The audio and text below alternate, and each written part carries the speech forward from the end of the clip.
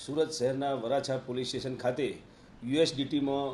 રોકાણ કરાવી અને નાણાં આપવાની વિશ્વાસમાં લઈ અને છેતરપિંડી કરવા અંગેની ફરિયાદ વરાછા પોલીસ સ્ટેશનમાં નોંધવામાં આવેલી છે। સમગ્ર ઘટનાની હકીકત જોતાં આ કામના ફરિયાદીએ તેમના મિત્ર મારફતે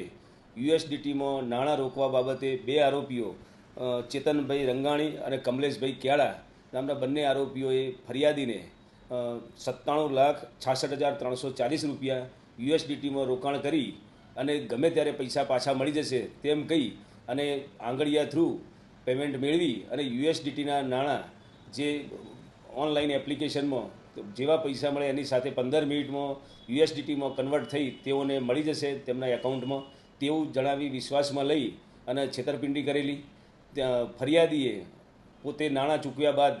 3-4 દિવસ સુધી આ કામના આરોપીઓ સાથે સંપર્ક કરતા તેઓએ પૈસા આપવાની ના પાડેલી, જેથી ફરિયાદીને સ્પષ્ટ રીતે છેતરપિંડી અંગેની હકીકત જણાઈ આવતા વરાછા પોલીસ સ્ટેશનમાં આ બાબતે ફરિયાદ નોંધવામાં આવેલી। સુરત શહેર police commissioner Shri Anupamsinh Gehlot sir તેમજ સ્પેશિયલ કમિશનર સેક્ટર 1 સર તેમજ ડીસીપી ઝોન 1 સરના માર્ગદર્શન અને સૂચના મુજબ વરાછા પોલીસ સ્ટેશનના ઇન્સ્પેક્ટર શ્રી ગાબાણી તેમજ સર્વેલન્સની ટીમે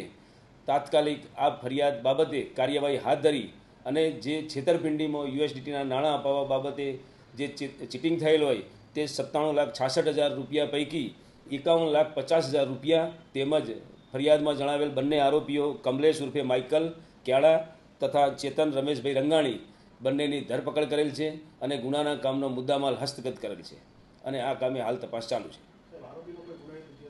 એ બાબતે ઊંડાણપૂર્વક તપાસ ચાલુ છે।